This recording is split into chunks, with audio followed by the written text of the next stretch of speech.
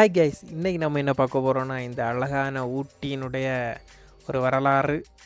அதாவது மலைகளின் அரசின்னு சொல்லக்கூடிய இந்த ஊட்டியினுடைய யாரும் சொல்லாத ஒரு வரலாறை தான் நம்ம இன்றைக்கி பார்க்க போகிறோம். நார்மலாக இந்த ஊட்டின்னு எடுத்துக்கிட்டாலே இந்த ஜான் சுலைவன் இவர் வந்ததுக்கப்புறம் உள்ளது தான் எப்போவுமே வரலாறாகவே வச்சிட்ருக்காங்க. ஆனால் நம்ம அதுக்கு முன்னாடி என்னெல்லாம் வரலாறு இங்கே இருந்துன்னு உள்ளது தான் நம்ம இன்றைக்கி பார்க்க போகிறோம். எனக்கு தெரிஞ்சு நான் கொஞ்சம் படித்த அந்த இதை வச்சு தான் உங்களுக்கு சொல்ல போகிறேன். எப்போவுமே இந்த ஜான் சுலைவன் தான் ஊட்டியை கண்டுபிடிச்சாருன்னு சொல்லுவாங்க. ஆனால் அவர் கண்டுபிடிக்கிறதுக்கு முன்னாடியே ஊட்டி அங்கே தான் இருந்துச்சு. அதுக்கு முன்னாடியே கிட்டத்தட்ட 500-1000 வருஷத்துக்கு முன்னாலேயே இந்த ஊட்டி இங்கே தான் இருந்து யாரெல்லாம் ஆண்டா எந்த மாதிரி பேர்களில் இருந்துன்னு உள்ள வரலாறு தான் நம்ம இப்போ பார்க்க போகிறோம். நார்மலாக இந்த ஊட்டியினுடைய நேமே வேறு தான். ஒட்டக்கல் மண்டு தான் அதனுடைய உண்மையான பேரே. அந்த ஒட்டக்கல் மண்டு தான் எங்கள் பிரிட்டிஷ்காரங்க அவங்களுக்கு காதில் கேட்டது ஒட்டக்கல் மண்டை ஒட்டக்க முண்டுன்னு மாற்றிட்டு அதுக்கப்புறம் இப்போ ஊட்டியாக இருந்து நம்முடைய தமிழ்நாடு கவர்மெண்ட் அதை திரும்ப உதகமண்டலமாக மாற்றி இப்போ அது இன்னொரு பேரில் நீல்கிரினும் அழைக்கப்பட்டுருக்கு. இதுதான் அந்த பேரே கிட்டத்தட்ட 4-5 பேர் மாறி தான் ஊட்டின்ற பேரே வந்திருக்கு. எத்தனையோ வருஷத்துக்கு முன்னால் எழுதின சிலப்பதிகாரத்தில் கூட இந்த நீலகிரியை பற்றி உள்ள குறிப்பு இப்போவுமே இன்னுமே இருக்குது. அதில் நீலமலை அப்படி நம்ம தமிழ்நாட்டில் இருக்கக்கூடிய நீலமலை அதை கூட குறிப்பிட்டிருக்காங்க. அதாவது குறிஞ்சி நில பூக்கள் அது இப்போவுமே சீசன் தான். 12 வருஷத்துக்கு ஒருக்கா பூக்கக்கூடிய அந்த குறிஞ்சி நில பூவை வச்சு நம்ம சிலப்பதிகாரத்தில் கூட இன்னுமே நீலகிரியை பற்றி சொல்லியிருக்காங்க. அதனால தான் தமிழ்நாடு கவர்மெண்ட்டே நீலகிரின்னு பேர் வச்சாங்க. நீலமலையோடு இருக்கிறனால தான் அதுக்குமே நீலகிரின்னு பேர் வச்சாங்க. அது மட்டும் இல்லாமல் இந்த ஜான் சுலைவன்றது 1819 தான் ஊட்டியே கண்டுபிடிச்சாங்க. அதுக்கப்புறம் தான் ஊட்டியே டெவலப் ஆச்சு. ஊட்டி இருக்கிறதே எல்லாருக்கும் தெரியும்னு சொன்னாங்க. அது உண்மை தான். ஆனால் கிட்டத்தட்ட கிமு 320 கிபி 105 வரைக்கும் இந்த மௌரியர்கள் இங்கே ஆட்சி செஞ்சுருக்காங்கன்ற உள்ள கல்வெட்டுக்கள் இன்னுமே மைசூர் கல்வெட்டு மைசூரில் இருக்கக்கூடிய இதில் இன்னுமே இருக்குதான். கிமு 320 அவங்க இந்த நீலகிரியில் மக்கள் இருந்ததாகவும் அதை அவங்க ஆட்சி செஞ்சதாகவும் இன்னுமே அங்கே குறிப்புகள் இருக்க தான் செய்யுது. அது மட்டும் இல்லாமல் கிபி 10ஆம் நூற்றாண்டில் எல்லாமே சேர நாட்டு கீழே இது இருந்திருக்கு. ஒட்டுமொத்தமாக அந்த கேரளா பார்டர் அந்த பக்கம் இருக்கிறனால அது எல்லாமே ஒட்டுமொத்தமாக சேர நாட்டோட கட்டுப்பாட்டில் கூட இதே நீலகிரி இருந்திருக்கு. அந்த காலத்தில் அப்போது இருந்தவர்கள் அந்த கங்கர்கள், கடம்பர்கள், இந்த ஹோய்சாலார்கள், நாயக்கர்கள், அதுக்கப்புறம் இந்த மைசூர் அரசர்கள், அதுக்கப்புறம் கேரளவர்மன்ற அரசர் இவர்கள் எல்லாமே இந்த ஊட்டியை ஆட்சி செஞ்சதுக்கான ஒட்டுமொத்த ஆதாரமுமே இன்னுமே இருக்குது. அதாவது எத்தனையோ வருஷம் 500-1000 வருஷத்துக்கு முன்னாடியே இவங்க எல்லாருமே இந்த நீலகிரியை ஆட்சி செஞ்சுருக்காங்கன்றிருக்கு.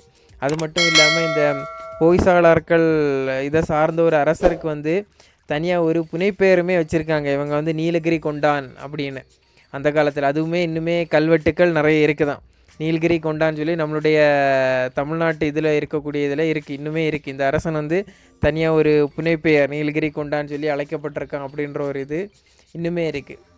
அது மட்டும் இல்லாமல் கிபி 1111 1141 வரைக்கும் விஷ்ணுவர்தன்னு ஒரு அரசன் ஆண்டான்ற ஒரு கல்வெட்டும் இன்னும் முன்னாடி இந்த தோடாஸ் இங்கே இருக்கக்கூடிய பழங்குடியின் மக்களுடைய இடத்துல இருந்து எடுத்திருக்காங்க. அதாவது விஷ்ணுவர்தன் ஆல்ரெடி இருந்த அரசர்களை தோற்கடித்து ஒட்டுமொத்த நீலகிரியமே கைப்பற்றிட்டான் அப்படின்ற ஒரு கல்வெட்டுமே எடுத்திருக்காங்க. அதுவுமே கிபி 1111 உள்ள கல்வெட்டு. அந்த வருஷமுமே குறிப்பிட்ட அந்த கல்வெட்டு எடுத்திருக்காங்க.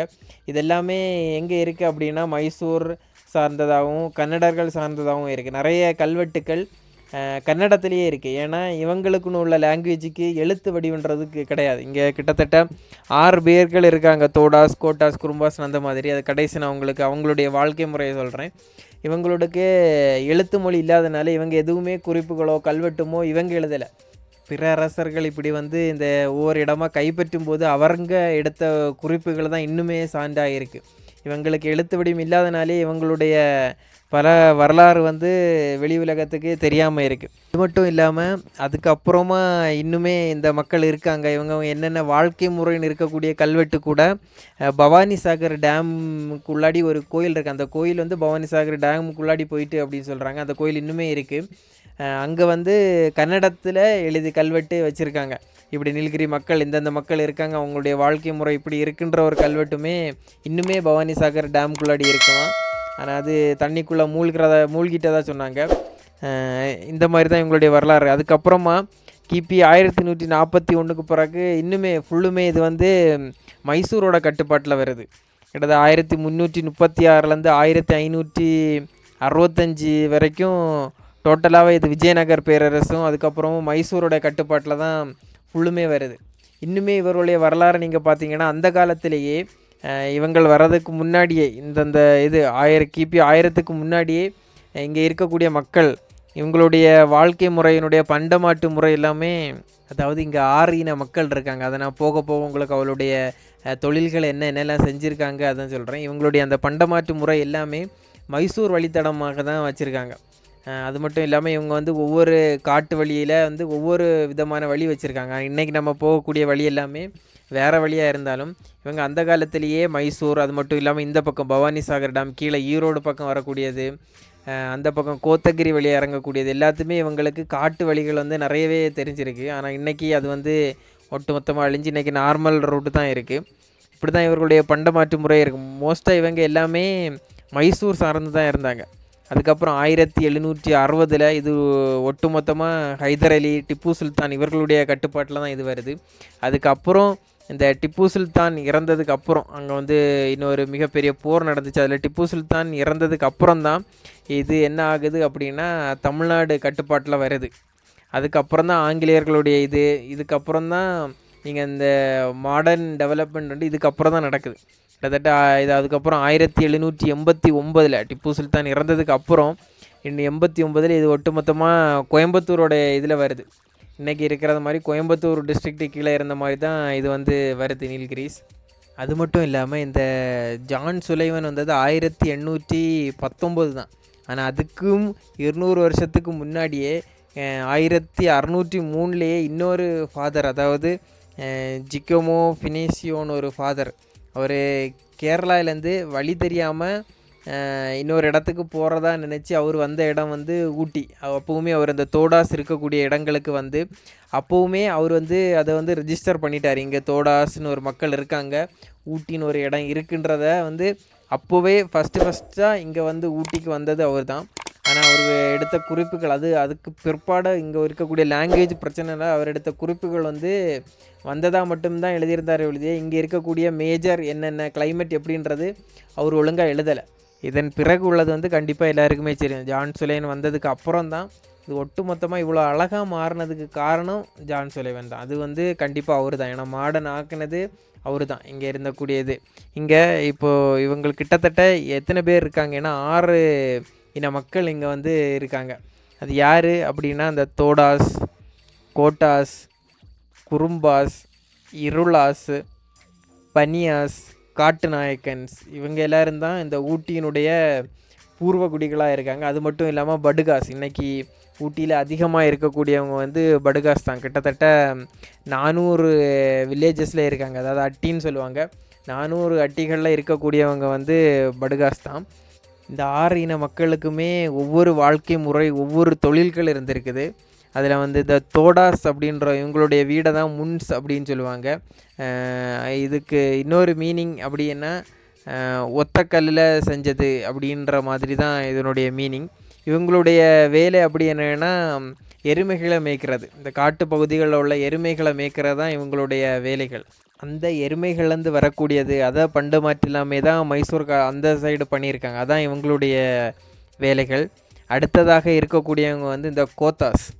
இவங்களுக்கு என்ன வேலை அப்படின்னா அங்கே இருக்கக்கூடியவங்களாச்சும் மியூசிக் இன்ஸ்ட்ருமெண்ட்ஸ் இவங்க செஞ்சுருக்காங்க. அவங்களுக்கு தெரிஞ்ச அந்த தோல்கள் வச்சோ அங்கே கிடைக்கக்கூடிய ஐட்டம்ஸை வச்சு மியூசிக் ஐட்டம்ஸ் செஞ்சுருக்காங்க. அது மட்டும் இல்லாமல் ஆர்ட் நிறையவே இவங்க வரைவாங்க. ஆர்ட் ஒர்க் அதிகமாக பண்ணக்கூடியவங்க வந்து கோத்தாஸ் தான். இன்றைக்குமே ஊட்டியில் இருக்குது அவங்க பண்ணக்கூடிய ஆர்ட் ஐட்டம்ஸ் என்னெல்லாம் அப்படின்றது இன்னுமே இருக்குது. அதுதான் இந்த கோத்தாஸினுடைய இது. அதுக்கப்புறமா இருக்கக்கூடியவங்க வந்து இந்த குறும்பாஸ். இவங்க எங்கே இருப்பாங்க அப்படின்னா இந்த டீப் ஃபாரஸ்ட்டுக்குள்ளே தான் இருப்பாங்க. ரொம்ப அடர்த்தியான காட்டு பகுதியில் இருந்துட்டு அங்கே இருக்கக்கூடிய தேன் எடுக்குதல் இந்த மாதிரிப்பட்ட எடுக்கக்கூடியவங்க தான் இந்த வந்து குறும்பாஸ். அதுக்கு அப்புறமா இருக்கக்கூடியவங்க வந்து இருளாஸ். இவங்களுக்கு என்ன வேலை அப்படின்னா அங்கே இருக்கக்கூடிய பாம்புகளை பிடிக்கிறது, அது மட்டும் இல்லாமல் காட்டில் எப்படி வாழணுன்ற ஒரு வாழ்க்கை முறை தெரிஞ்சவங்க வந்து இவங்க தான். இவங்களுமே அடர்ந்த காட்டு பகுதியில் தான் இருப்பாங்க. எப்படியெல்லாம் காட்டில் வாழணும், சர்வைவ் ஆகணும்னு தெரிஞ்சவங்க வந்து இந்த இருளாஸ் தான். அதுக்கப்புறமா இருக்கக்கூடியவங்க இந்த பனியாஸ், அது மட்டும் இல்லாமல் படுகாஸ். இவங்க எல்லாருமே அக்ரிகல்ச்சர், டோட்டலாகவே அக்ரிகல்ச்சர். இந்த தானியங்களை வந்து இப்போ தான் வெரைட்டியாக வந்துச்சு. அந்த காலத்தில் அவங்க வந்து இந்த வீட்டு இந்த மாதிரி உள்ள சில அக்ரிகல்ச்சரல் ப்ராடக்ட்ஸ் தான் அவங்க பண்ணியிருக்காங்க.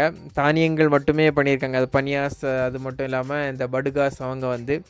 அதுக்கப்புறமா இருக்கக்கூடியவங்க தான் வந்து காட்டு நாயக்கன்ஸ். இவங்களுடைய மேஜர் வேலைகள் என்னென்னா வேட்டையாடுறது.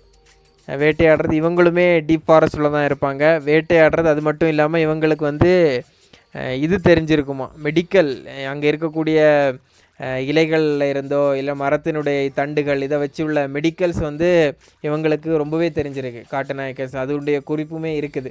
இவங்ககிட்ட வந்து குறிப்பெடுத்ததாக உள்ள ஒரு ஆதாரமுமே இருக்குது. இப்படி தான் இந்த 6 இன மக்களுக்குமே 6 விதமான இது இருந்திருக்கு. ஒவ்வொரு தொழிலும் அவருடைய வாழ்க்கை முறையுமே 6 பேருக்குமே டிஃப்ரெண்ட்டு தான். சில பேர் பார்க்குறதுக்கு ஒரே மாதிரி இருந்தாலும் அவங்களுடைய பேசுகிற மொழி கூட வித்தியாசமாக தான் இருக்கும். ஆனால் 6 இதுக்குமே அவங்களுடைய எழுத்து வடிவங்கள் கிடையாது. பேசுகிறதுமே வித்தியாசமாக இருக்கும். ஒவ்வொரு வாழ்க்கை முறையோடு தான் இங்கே இருக்க மக்கள் இன்னுமே இருந்துகிட்ருக்காங்க. ஆனால் இன்றைக்கி எப்படி ஆகிருச்சு அப்படின்னா, இந்த ஜான் சுலேன் வந்ததுக்கப்புறம் கிட்டத்தட்ட இதெல்லாமே இவங்களுடைய தொழில்கள் போய் அதுக்கப்புறம் அவர் கொண்டு வந்தது தான் இந்த டீ. அதுக்கு முன்னாடியே கொண்டு வந்துட்டாங்க டீயே. இன்னைக்கு இருக்கக்கூடிய கிட்டத்தட்ட 100க்கு மேற்பட்ட இது பண்ணிகிட்ருக்காங்க. பீட்ரூட்டு, கேரட்டு, இந்த மாதிரி ஒவ்வொரு வெஜிடபிள்ஸ் வந்து போடுறதுக்கு காரணம் வந்து ஜான் சுலைவன் தான். ஆனால் அதுதான் இன்றைக்கி இவங்களுமே பண்ணிகிட்ருக்காங்க. இதுதான் ஊட்டியினுடைய கொஞ்சம் சொல்லப்படாத வரலாறாக சொல்லியிருக்கோம். இதுக்கப்புறம் உள்ளது நிறைய பேருக்கு தெரியும். அதுக்கப்புறம் ஃபுல்லுமே மாடர்னைசேஷன் தான். இதுக்கப்புறம் உள்ள வரலாறு வந்து அதுக்குள்ள ஃபோட்டோ எவிடன்ஸோடயே இருக்குது. அந்த ட்ரெயின் எப்படி வந்தது, ட்ரெயினுடைய வரலாறு, இங்கே பண்ண பில்டிங்ஸோடைய வரலாறு, இங்கே எவ்வளோ டெவலப்மெண்ட் வந்தது, அதனுடைய எல்லாமே இருக்குது. அது வேணால் இன்னொரு பார்ட்டாக போடுறேன். அது எல்லாமே இன்னுமே சுவாரஸ்யமாக இருக்கும். ஏன்னா அதனுடைய பிக்சர் எவிடன்ஸ் கூட இருக்குது. பிரிட்டிஷ்காரங்க எல்லாருமே எடுத்து வச்சுட்டாங்க. அதுவுமே பார்க்குறதுக்கு இன்னுமே நல்லா இருக்கும். அது முடிஞ்சால் இன்னொரு வீடியோவில் போடுகிறேன். மறக்காமல் சப்ஸ்கிரைப் பண்ணி வச்சுக்கோங்க. மீண்டும் இன்னொரு வீடியோவில் சந்திப்போம். பாய்.